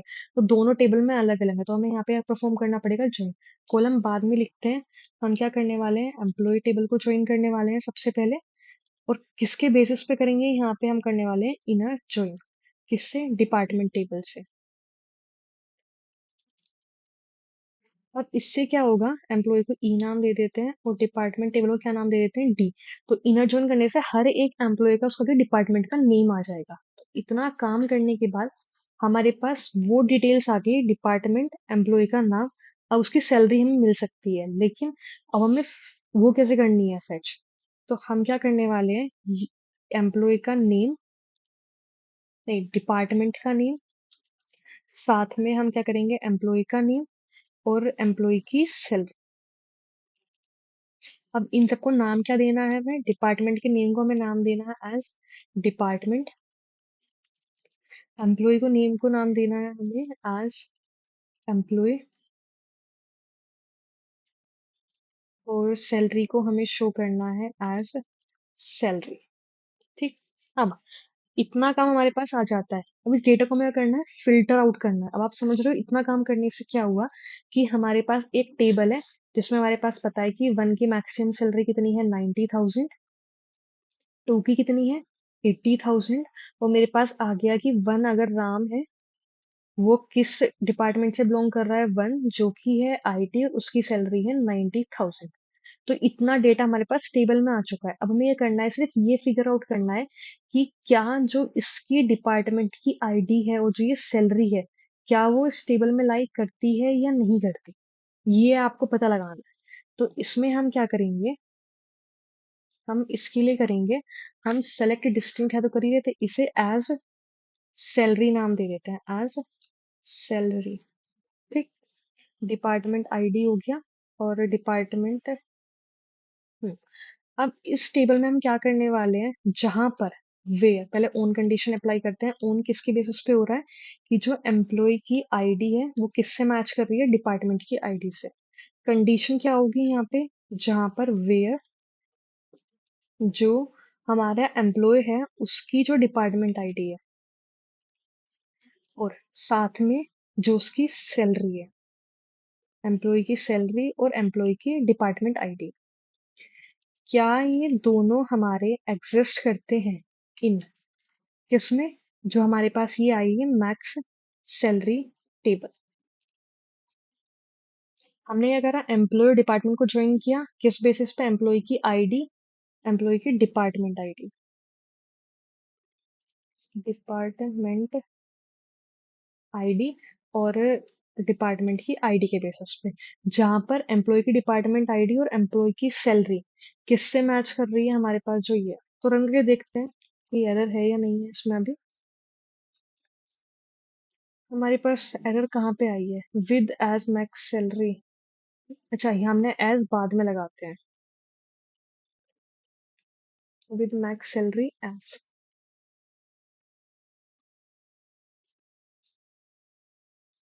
क्या है हमारे पास लास्ट उसमें, हमारे पास ये क्या बोल रहा है कि हमें यहाँ पे write syntax to use near max salary where E की डिपार्टमेंट आईडी इन और ई की सैलरी, जल्दी से हटा के है ना यहाँ पे डायरेक्ट लिखते हैं। पता नहीं यहाँ पे ये क्यों नहीं ले रहा। तो हमने अगर इसे यहाँ से रिमूव किया अभी एज अ सीटी और इसको हमने चेंज किया इस वाले पार्ट से, अब रन करके देखते हैं अभी क्या होगा हमारा। यहाँ पे देखो अब एक्सेप्ट हो गया, पता नहीं वो सीटीई में क्यों नहीं लिया इसने, पर इससे हमने ट्राई किया तो ये कम्प्लीटली हमारा एक्सेप्ट हो चुका है। बाद में फिगर आउट करेंगे क्या प्रॉब्लम थी इसमें, पर हो जाना चाहिए था, मे बी कुछ हमने कोड में ही प्रॉब्लम करी हो। तो अगर आप पता लगा पाओ तो प्लीज मुझे कमेंट सेक्शन में बताएं, जिससे और बच्चे से यूज कर सके। और हमने कहाँ तक सोल्व कर लिया, डिपार्टमेंट हाईएस्ट सैलरी तक। तो दो क्वेश्चन और ट्राई करते हैं, 2 या 3 क्वेश्चन सोल्व करने का, फिर एंड करेंगे इस लेक्चर को यहीं पे। हम कितने कर चुके हैं, 51 थे जब हमने लास्ट टाइम 50, मतलब हमने 8 क्वेश्चन सोल्व करे हैं, तो कम से कम 2 तो कर ही लेते हैं। या फिर टारगेट रखते हैं चलो 5 क्वेश्चंस का, फिर ही वीडियो एंड करेंगे। फिर ये बचे हुए क्वेश्चंस कितने बचाएंगे इसके बाद, 3, 5, 2, 1, 11 अप्रोक्स। ठीक है, तो वो नेक्स्ट वीडियो में देखते हैं। सबसे पहले हम गेम प्ले एनालिसिस फोर्थ, हमें क्या करना है, report the fraction of player that logged in again on the day after the day they first log in. मतलब कि मान लो कि उन्होंने वन डेट को लॉग इन किया, उसके बाद कितने लोगों ने उस डेट के बाद भी लॉग इन किया है, वो फ्रैक्शन हमें निकालना है। और इसमें क्या है, मैं पहले टेबल के थ्रू करते हैं। पहला यूजर है प्लेयर आईडी, उसने 2 दिन लॉग इन किया, 1 और 2 को, और गेम प्ले करे 5 और 6। तो ये हो गया हमारे पास one player, only the player one logged back. तो 1 के बाद उसने 2 को लॉग इन किया, 2 ने सिर्फ एक बार लॉग इन किया तो उसे हमें कंसिडर ही नहीं कर रहे। 3 ने क्या किया, एक 2 डे तो करा 2016 में मार्च मंथ में, और फिर उसने लॉग इन किया 7 मंथ में 2018 में। तो हमें क्या फाइंड करना था यहाँ पे, एटलीस्ट 2 कॉन्जिक्यूटिव डेज, मतलब आगे पीछे, मतलब अगर उसने वन डेट को किया था तो यहाँ पे उसने 2 डेट को ही कर लिया। लेकिन यहाँ पे क्या होगा डिफरेंस, तो हम 3 को कंसिडर नहीं करेंगे। हम सिर्फ कंसिडर करेंगे उन लोगों को जिन्होंने कॉन्जिक्यूटिव डेज पे, जिस दिन उन्होंने लॉग इन किया उससे नेक्स्ट डे आगे भी उन्होंने गेम प्ले किया। तो उसका फ्रैक्शन कितना आया, यहाँ पे 3 थे प्लेयर, 1, 2, 3, और खेला सिर्फ एक ने कॉन्जिक्यूटिव डेज पे, तो 1 डिवाइडेड बाई 3 कितना आ गया यहाँ पे, 0.33। तो ये क्वेश्चन भी काफी इजी है। ग्रुपिंग करनी होगी किसके बेसिस पे, हमें प्लेयर आईडी के बेसिस पे। तो प्लेयर आईडी के बेसिस पे ग्रुपिंग करके, यहाँ समझना सेम क्वेश्चन ऊपर वाले की तरह है। हमने प्लेयर आईडी हमारे पास प्लेयर्स की मैंने, हमने क्या किया, ग्रुपिंग कर ली प्लेयर आईडी के बेसिस पे। जब प्लेयर आईडी के बेसिस पे ग्रुपिंग हुई तो हमने उसमें क्या फाइंड करा, कि जो हमारे पास डेट थी मिनिमम डेट, मतलब कि जो सबसे पहले लॉग इन किया होगा, तो उसने बोला हुआ है ना यहाँ पे, जब उसने फर्स्ट लॉग इन किया, फर्स्ट लॉग्ड इन। तो इससे क्या हुआ कि फर्स्ट डेट जब से लॉग इन, मिनिमम डेट होगी ना, तो हम क्या करेंगे, हर एक प्लेयर की मिनिमम डेट फाइंड कर लेंगे। तो जो मिनिमम डेट है वही क्या है उसकी, फर्स्ट डेट है लॉगिन की। जब हमें उसकी मिनिमम डेट मिल गई, तो हम चेक करेंगे हर एक पर्टिकुलर ग्रुप में जो मिनिमम डेट थी, जो भी बची हुई रोज है, मतलब जो भी उसके अलावा मिनिमम डेट के अलावा जो रोज है, अगर उनका डिफरेंस मिनिमम डेट से कितना आता है 1, मतलब कि उसने कॉन्जिक्यूटिव डे पे, जैसे उसने फर्स्ट डे लॉग इन किया, अगर उसका डिफरेंस किसी भी तरह 1 आया, तो उसका मतलब कि उसने नेक्स्ट डे भी लॉग इन किया है, तो उस यूजर को हम क्या काउंट कर लेंगे एज अ 1। तो मान लो इसने भी किया, इसने किया तो +1 कर देंगे, और इसने नहीं किया तो +0 कर देंगे, और हमारे पास कितना आ गया यहाँ पे 2, और फिर हम डिवाइड कर देंगे काउंट के साथ, तो जो कि है 3, तो ये आ जाएगा हमारे पास 0.66। ऐसे अगर 1 होता तो हमारे पास रिजल्ट आता 0.33, और अगर यहाँ 3 होता तो आता हमारे पास 1। तो यही सेम चीज जो हमने ऊपर सीखी थी ना करनी, जब हमारे पास ये वाला क्वेश्चन था, तो वही सेम क्वेश्चन है ऐसे। तो ट्राई करना, वीडियो को पॉज करके पहले आप खुद सोल्व करो यहाँ पे। तो इस क्वेश्चन को कैसे अप्रोच करेंगे, सबसे पहले हम फिगर आउट करते हैं सेलेक्ट मिनिमम डेट। सेलेक्ट क्या करने वाले हैं, हर एक प्लेयर आईडी की क्या मिनिमम इवेंट डेट, उसको हम नाम दे देते हैं एज फर्स्ट डेट। किस टेबल में से, फ्रॉम एक्टिविटी टेबल में से। तो हमारे पास हर एक प्लेयर की फर्स्ट लॉगिन डेट आ चुकी है। अब इस क्वेरी को हम कहाँ यूज करने वाले हैं, तो इसको हम अलग रखते हैं अभी, और फिर हम यूज करेंगे सेलेक्ट। हमें क्या फाइंड करना था, एज अ फ्रैक्शन फाइंड करना था, इसको हम नाम देते हैं फ्रैक्शन। किस टेबल में से, फ्रॉम, अच्छा यहाँ पे हमने एक चीज गलती कर दी, हमें पहले यहाँ ग्रुप बाय करना था प्लेयर आईडी के बेसिस पे। प्लेयर आईडी के बेसिस पे ग्रुप करके हम हर एक ग्रुप की मिनिमम डेट निकाल लेंगे। ठीक। अब ये, अगर मैं इसे हटा के पहले आपको रन करके दिखाऊं, तो रन करने पे कितना आ रहा है हमारे पास, यहाँ पे हर एक प्लेयर की फर्स्ट डेट आ गई। जैसे फर्स्ट ने फर्स्ट 3 को किया, फिर सेकंड ने 25 6 को किया, और थर्ड ने 2 3 को किया। अब हमें क्या करना है, हर एक ग्रुप में क्या निकालना होगा, डिफरेंस निकालना होगा इसकी डेट के साथ। तो इसको भी रखते हैं थोड़ा नीचे, और अपना मेन क्वेरी लिखनी शुरू करते हैं। हमें यह करना है सेलेक्ट, जिसको हम नाम देंगे एज फ्रैक्शन। ठीक। किस टेबल में सेलेक्ट करना है, एक्टिविटी टेबल में से। अब इसमें से कहाँ से करना है, कंडीशन लगाएंगे जहां पर सिर्फ हम वही रोज फेच करने वाले हैं, जहां पर जो हमारी प्लेयर की आईडी और साथ में जो उसकी इवेंट डेट है, ठीक, जो उसकी इवेंट डेट है, वो किससे मैच कर जाए, इस वाले से। तो हम क्या करेंगे, वो किस में आ जाए, इस टेबल के साथ। तो इसको कर देंगे हम ऊपर। देखो activity activity table multiple times होगी ना, तो सिर्फ इसे चेंज करने के लिए पहले हमने A1 पे ये वाली एक्टिविटी कैलकुलेट करी थी, तो हमने यहाँ से एक्टिविटी A1 के प्लेयर आईडी निकाली, और A1 की, जिससे वो कंफ्यूज ना हो जाए बस, और पढ़ने वाला भी जो आगे पढ़ रहे हैं वो लोग भी कंफ्यूज ना हो। तो पहले हमने A1 के बेसिस पे निकाले ये सब चीजें। इस एक्टिविटी टेबल को नाम देते हैं A2, जिसमें जो ये A2 की प्लेयर आईडी जाएगी, और यहाँ पे इवेंट डेट भी किसकी जाने वाली है, A2 की। अब हम क्या कर रहे हैं, एक एक्टिविटी टेबल जो A2 है, उसमें से उसकी प्लेयर आईडी और इवेंट डेट निकाल कर किसमें चेक कर रहे हैं, उस टेबल में जहाँ पे हर एक प्लेयर की मिनिमम डेट गिवन है। अब क्या चेक कर रहे हैं हम यहाँ पे, मिनिमम डिफरेंस। अब मिनिमम डिफरेंस कैसे करेंगे, मैंने आपको फंक्शंस बताए थे। अब फंक्शंस क्या थे, अगर आपको ध्यान हो, डेट सबका आता था फंक्शन, तो कहता है डेट को सब्ट्रैक्ट करता था, जिसमें हम डिफाइन करते थे इंटरवल 1 डेज तरीके से करके। मैं थोड़ा सा उस फंक्शन के बारे में एक्सप्लेन कर देती हूँ, थोड़ा एक्सप्लेनेशन वाला काम ज्यादा है इस क्वेश्चन में। एक फंक्शन होता है हमारे पास डेट सब, हम क्या देते हैं, उसमें अपनी इवेंट डेट देते हैं, तो साथ में क्या देते हैं यहाँ पे, हम बताते हैं कि हमें क्या चेक करना है, इंटरवल कितने का, 1 डे का। इंटरवल 1 डे का मैच करना है, जो इवेंट दिया गया है और जिसका इंटरवल अगर वो मैच कर जाता है, जो भी हमने यहाँ टेबल क्रिएट की हुई है, तो उसका मतलब कि हमारा जो कोड है ना वो सही है। कॉन्जिक्यूटिव डेट क्या होंगी, अगर मान लो कोई डेट है 02/03/1995, तो जो उसकी कॉन्जिक्यूटिव डेट होगी वो क्या होगी, 03/03/1995। तो इन दोनों का जो डेट डिफरेंस है वो कितना है, 1 ही तो है ना। तो वही हमने यहाँ डिफाइन किया है कि जिसमें जो इंटरवल हो कितना हो, सिर्फ 1 डे का। तो इस कोड को हम यहाँ क्या लिखने वाले हैं, जो हमने यहाँ पे ये डेट, इवेंट डेट लिखी है ना, इसको हम लिखते हैं डेट सब्ट्रैक्ट सब, और इवेंट डेट दे रहे हैं और साथ में क्या डिफाइन कर रहे हैं, इंटरवल कितने का होगा यहाँ पे, 1 डे का। ठीक, ये हो गया हमारा इतना काम। अब हमें इस पूरे उसमें से डेटा कैसे कैलकुलेट करना होगा, हमें डेटा का कैसे कैलकुलेट करना होगा जो फ्रैक्शन का। सबसे पहले हमें एक तो डिवाइड करना होगा, डिवाइड किससे करना होगा, कितनी डिस्टिंक्ट प्लेयर आईडी है।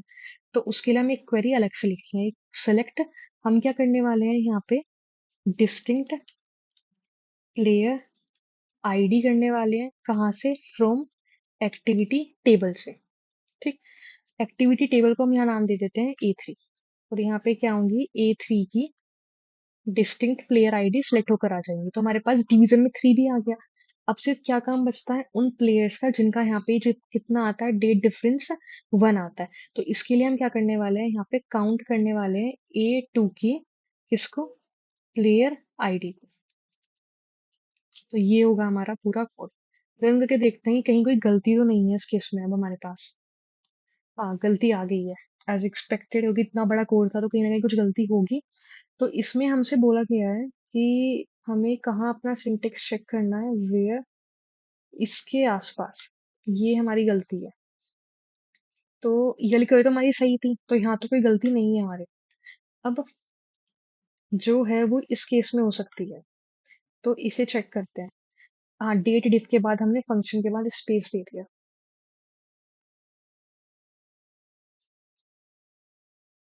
सब क्वेरी रिटर्न्स मोर देन 1 रो। तो इस केस में हम क्या करने वाले हैं, यहाँ पे हम लिखेंगे, एक सेकेंड, यहाँ पे हमें एक राउंड का भी दिया हुआ है, तो हम क्या कर लेते हैं, यहाँ पे राउंड करते हैं और यहाँ कोमा 2 लगा देते हैं, तो ये हो गया। और यहाँ पे बोला गया है कि जो रिजल्ट आ रहा है वो मोर देन 1 रो आ रहा है। अब उसे हम कैसे कम कर सकते हैं, यहाँ पे हमने क्या करा, सेलेक्ट, या तो हर एक सिंगल रो आएगी होकर, तो हम काउंट करेंगे डिस्टिंक्ट A3 की प्लेयर आईडी।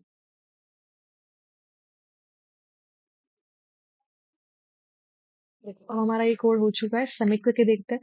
काफी बड़ा कोड था, कॉम्प्लेक्स था, तो मे बी ऐसे क्वेश्चन आते भी नहीं है, पर स्टिल सॉल्व करने थे इसलिए हमने सॉल्व किया है यहाँ पे। अब आते हैं 4 क्वेश्चन करते हैं लास्ट के solve. Manager with at least 5 direct report, बहुत क्वेश्चन सॉल्व कर चुके हैं एम्प्लॉय और मैनेजर के। देखते हैं इसमें क्या अलग है। हमें एम्प्लॉय टेबल गिवन है और हमें फाइंड करने हैं managers with at least 5 direct reports. इसका मतलब कि देखो, ऐसे डायरेक्टर जिन्हें 5 लोग रिपोर्ट, ऐसे मैनेजर जिन्हें 4 employees, sorry 5 employees directly report करते हो। तो ये क्या हो गया, ये 5 एम्प्लॉयज हो गए जो कि डायरेक्टली रिपोर्ट कर रहे हैं 101 को, जो कि है जून। तो बस हमें क्या करना होगा, सिंपल सा क्वेश्चन है, मैनेजर आईडी के बेसिस पे ग्रुपिंग करो, काउंट करो कितनी डिफरेंट आईडीज है जो उन्हें पॉइंट कर रही हैं। तो हमारे पास 10 को पॉइंट करने वाली कितनी आईडीज आ गई, 5। फिर हमें वो एम्प्लॉयज निकाल लेने हैं। पहले हम क्या करेंगे, टेबल क्रिएट करते हैं। मैं आपको बताती हूँ कैसे करते हैं इसे। हमने क्या करा, सिलेक्ट करा मैनेजर आईडी, साथ में हमने क्या निकाल लिया, काउंट निकाल लिया, या फिर हम क्या करते हैं, हाँ, काउंट डिस्टिंक्ट क्या आईडीज का, किस टेबल में से, फ्रॉम एम्प्लॉय टेबल में से, जहां पे हमने पहले इसे ग्रुप बाय किया, किसके बेसिस पे, मैनेजर आईडी के बेसिस पे। ग्रुपिंग जैसे हुई, हमने हर एक मैनेजर आईडी के लिए, समझ, अगर मैं इस सिंटेक्स को ऐसे, मेरे पास एम्प्लॉय है जिसकी आईडी है एक, उसकी मैनेजर आईडी है। अगर यहाँ पे 102, 103, 104, 105, ये जो है वो किसको कर रहे हैं यहाँ पे रिपोर्ट, 101 को रिपोर्ट कर रहे हैं। तो मैंने ग्रुपिंग करी मैनेजर आईडी के बेसिस पे और काउंट निकाल लिया इनका। तो 101 को लोग कितना, कितने लोग पॉइंट कर रहे हैं, 4। तो वही हमारा इससे रिजल्ट निकल के आने लग जाएगा। अगर मैं इसे भी यहाँ पे रन करूँ ना, तो देखना हमारा रिजल्ट क्या आएगा। देखो आने लगा कि जो नल था मैनेजर आईडी उसे सिर्फ 1, और जो 101 को कौन पॉइंट कर रहा है, 5। तो मैं इस टेबल को और थोड़ा सेपरेट कर लेती हूँ, मतलब थोड़ा छोटा और कर लेती हूँ। मैं इसमें लगा देती हूँ, सिर्फ मुझे वही चाहिए जो जिनका काउंट क्या है, जिनका काउंट है हमारे पास greater than is equals to 5।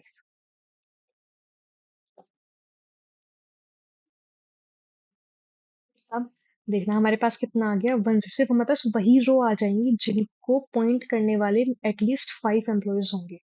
अब इसको मैं कैसे यूज करूंगी? अब मैं सेलेक्ट करूंगी सिर्फ नेम, किस टेबल में से? एम्प्लॉय टेबल में से। एम्प्लॉय टेबल में से, और मैं एक लगा दूंगी इनर।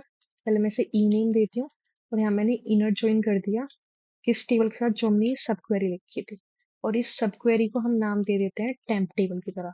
किस बेसिस पे होगा? एम्प्लॉय की आईडी और टेम्प की मैनेजर आईडी।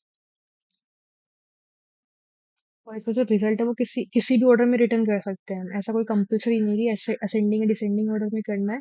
तो टेस्ट केसेस पास होते हैं, सबमिट करके देखते हैं अपने कोड को। देखो ये हो गया है हमारा सबमिट। अब बचते हैं लास्ट 3 क्वेश्चंस। देखो हमारे पास इस टेबल में क्या गिवन है? हमारे पास एक इंश्योरेंस टेबल है जिसमें हमें क्या क्या चीजें गिवन है, उसकी आईडी, जो हमारा टीआईवी क्या चीज है यहाँ पे, टोटल इन्वेस्टमेंट वैल्यू जो 2015 में पहली पीआईडी की टोटल इन्वेस्टमेंट वैल्यू थी 10, 2016 में उसकी वैल्यू होगी 5। और जो यूजर जिन्होंने परचेज किया है उसका लैटिट्यूड और लॉन्गिट्यूड, जिस जगह पे वो रहते हैं, वो लोकेशन कैसे हम डिफाइन करते हैं ज्योग्राफिकली? लैटिट्यूड और लॉन्गिट्यूड में। तो हमें फाइंड करने हैं सम ऑफ टोटल इन्वेस्टमेंट जो कि हमारी 2016 में हुई होगी। और यहाँ दो टेस्ट केसेस क्या हैं, जहाँ पे जो हमारी 2015 है वो वैल्यू होल्डर क्या होने चाहिए? More than 1। और सेकंड कंडीशन क्या है कि हमारे पास यूनिक होने चाहिए लैटिट्यूड और लॉन्गिट्यूड के पेयर्स। तो ये तो बहुत ही सिंपल है, दो कंडीशंस हमें अप्लाई करनी होगी जहाँ पे जो टोटल इन्वेस्टमेंट वैल्यू 2015 की मोर देन 1 है, और लैटिट्यूड और लॉन्गिट्यूड क्या है हमारे पास? यूनिक है। उसमें से हमें फाइंड करना है 2016 के सम का। अब इसके लिए पहले हम क्या करते हैं? फाइंड करते हैं मोर देन 1 2015 की total investment value. Total investment value 2015 की किस टेबल में से? फ्रॉम इंश्योरेंस टेबल में से, जहां पर वेयर, पहले इनसे ग्रुपिंग करेंगे। ग्रुपिंग किस बेसिस पे करने वाले हैं? टिव 2015। हमें कहना मोर देन 1 इन्वेस्टमेंट वैल्यू जो है वो मैक्सिमम मोर देन 1 आना चाहिए, तो उसको हमें ग्रुपिंग करनी पड़ेगी किसके बेसिस पे? 2015 के बेसिस पे से। हैविंग, जहाँ पे जो काउंट है, जो काउंट है वो किससे ग्रेटर है? मोर देन 1, मतलब 1 से ज्यादा होना चाहिए। ठीक, तो ये हो गई हमारे पास पहली कंडीशन। तो इसको कर देते हैं हम पैरेंथेसिस में कर देते हैं। जो दूसरी कंडीशन है, दूसरी कंडीशन क्या आती है हमारे पास? यूनिक लेटर लॉन्ग होने चाहिए। तो हमें सेलेक्ट करने हैं लेट और लॉन्ग किस टेबल में से? From insurance. अब पहले में से ग्रुपिंग करनी होगी, तो ग्रुपिंग किसके बेसिस पे करेंगे? ग्रुप बाय लेट और लोन, जहां पर हैविंग जो काउंट है इनका, क्योंकि काउंट हमें हेल्प करता है ये फाइंड आउट करने के लिए कि जो वो पेयर है या फिर सिंगल वैल्यू है वो कितने नंबर ऑफ टाइम्स रिपीट हो रही है। तो हम काउंट करेंगे लेट और लॉन्ग का, जिनका जो काउंट है वो एग्जैक्टली कितना आना चाहिए? 1 आना चाहिए। तो हमारे पास दोनों कंडीशन हो गई। अब हमें क्या फाइंड करना था? 2016 का सम फाइंड करना है, और बोला गया है कि हमें राउंड भी करना होगा। तो हम क्या करने वाले थे? इन दोनों क्वेरीज को सेलेक्ट करने वाले थे। रिजल्ट किसके बेसिस पे शो होगा हमारे पास? सिर्फ सम। तो पहले हम इसे राउंड करेंगे 2 डेसिमल प्लेसेस पे, नाम देंगे इसका टिव 2016। किस टेबल में से करने वाले हैं? इंश्योरेंस टेबल में से, जहां पर वेयर जो टिव 2015 है वो किस में लाई करता है? जो हमने ये पहली क्वेरी रन करी है। साथ में एंड जो हमारे पास ये टिव ये लेन और लोन, लेटिट्यूड और लॉन्गिट्यूड जो है हमारे पास, वो क्या होने चाहिए? वो किस में लाई करते हो? इन इस वाली क्वेरी में। अब जो हमें सम निकालना था, यहाँ पे सम किसका निकालना था? टिव 2016। आई थिंक ये हमारी क्वेरी कंप्लीट हो चुकी है, रन करते हैं। और रिजल्ट हम यहाँ पे किसी भी round to 2 decimal place, result format is in the following. हमें क्या करना? अच्छा, एक ही वैल्यू आने वाली है, तो कुछ सीन नहीं है किस फॉर्मेट में देना है। रन करते हैं, कोई एरर है या नहीं है इसमें अभी?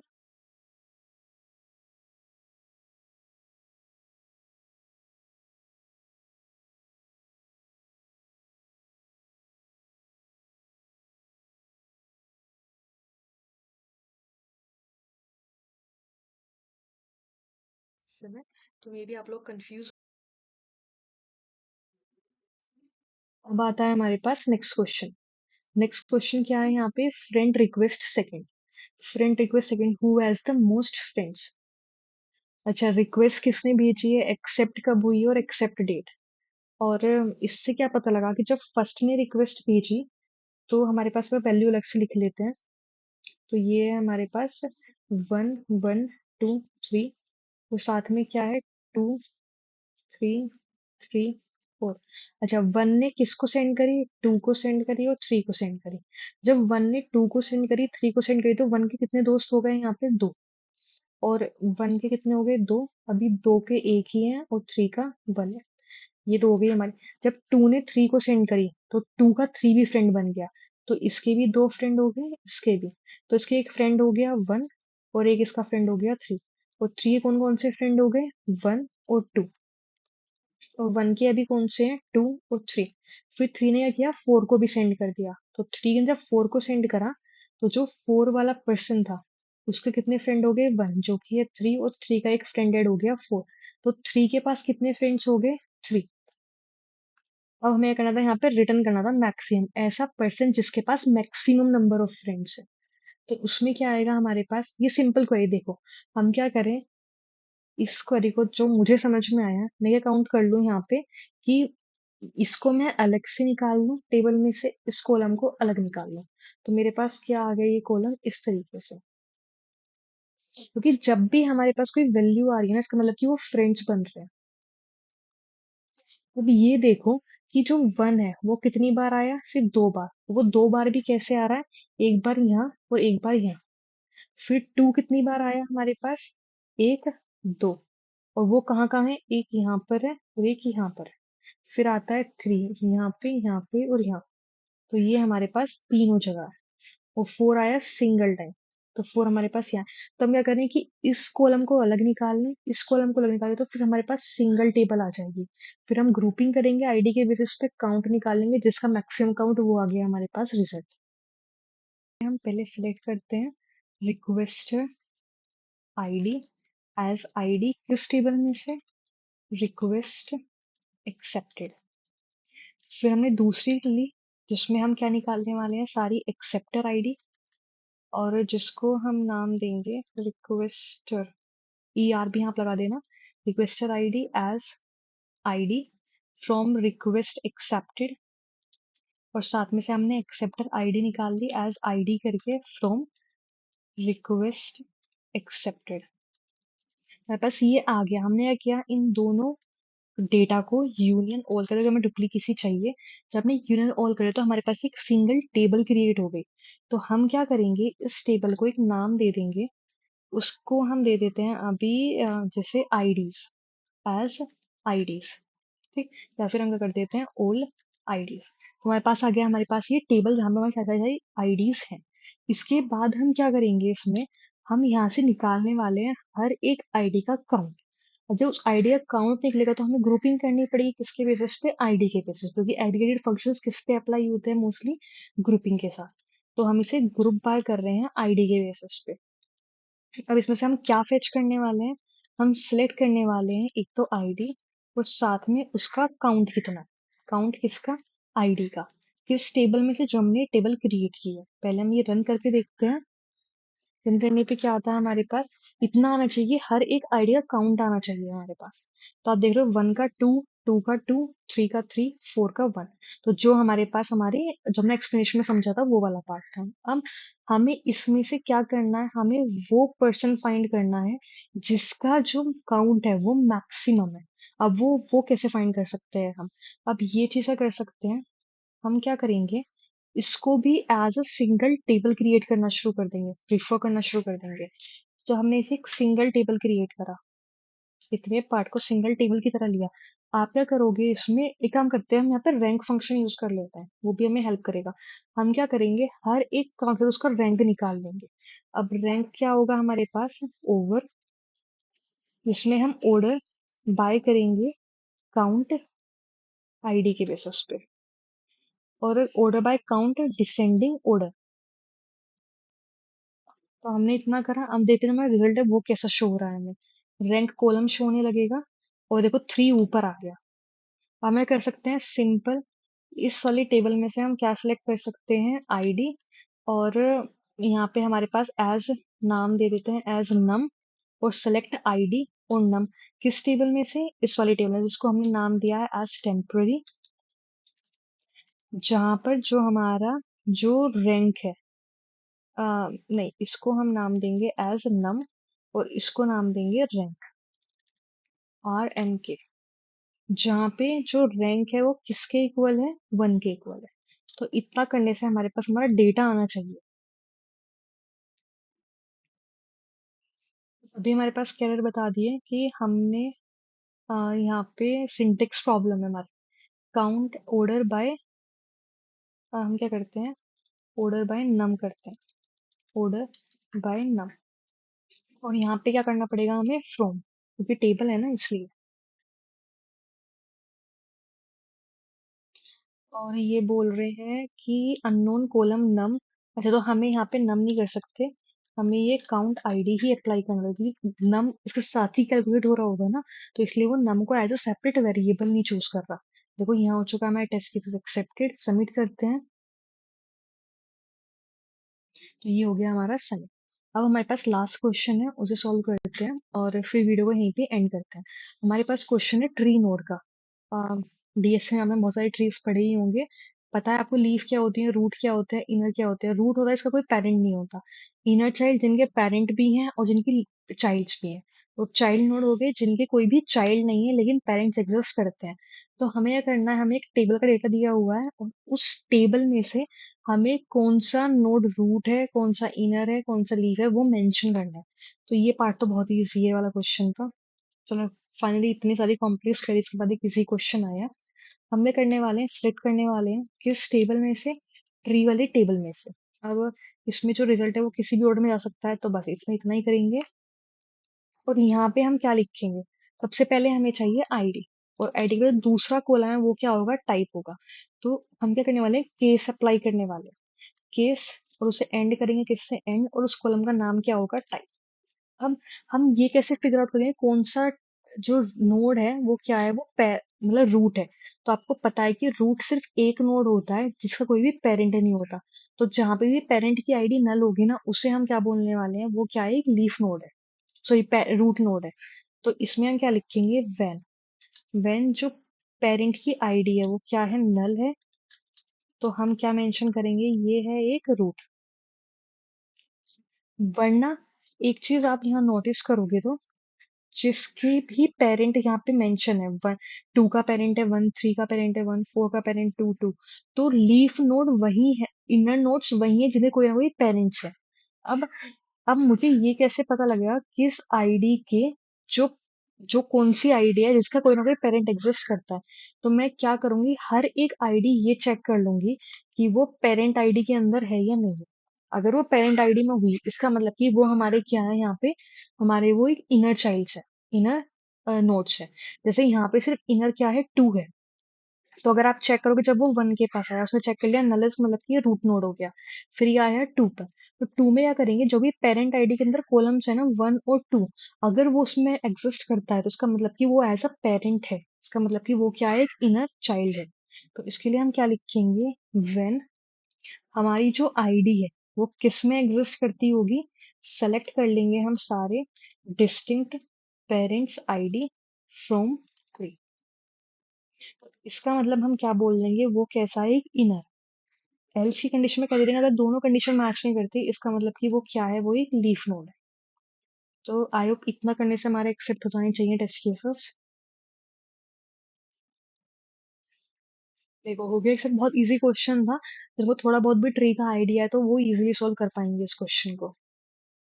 तो हमारे हो चुके हैं सबमिट। हमने यहाँ पे approx more than 10 question solve कर लिए हैं। नॉट श्योर कि 15 करें या नहीं करें। हमने लास्ट वीडियो में 51 तक करे थे, और अभी हमने सोल्व करे हैं कहाँ तक, 64 तक। तो मोर देन 10 हो चुके हैं, टारगेट कंप्लीट हो चुका है, बचे हुए आई थिंक 11 क्वेश्चन है, वो हम कवर करेंगे नेक्स्ट वीडियो में। और अगर आपको ये वीडियो इन्फॉर्मेटिव लगती हो, पसंद आती हो, और आप मुझे मोटिवेट करना चाहते हो, तो please do like share and subscribe this channel. और करते हैं वीडियो को यहीं पे एंड, और मिलते हैं नेक्स्ट वीडियो में। Bye bye.